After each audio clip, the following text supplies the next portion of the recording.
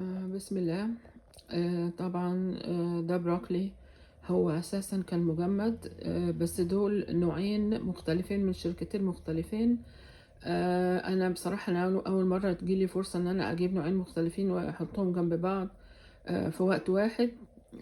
ولكن هو طبعا النوع اللي هو اللي مصفر أصفر فاتح ده طبعا شكله من أساسه، يعني إن هو مجمد بطريقة سيئة جدا. حتى ان يعني اللون ضاع منه الاخضر. النوع التاني ده واضح تماما ان هو مجمد بحرص بحيث انه يحتفظ بلونه وبيحتفظ بشكله. طبعا هو في فرق في السعر شوية، بس طبعا يعني لو يعني انا هاكل بقى اكل لازم اكل اكل كويس. فطالما الانسان عرف النوع اللي هو موجود عنده كويس فين يجيبه.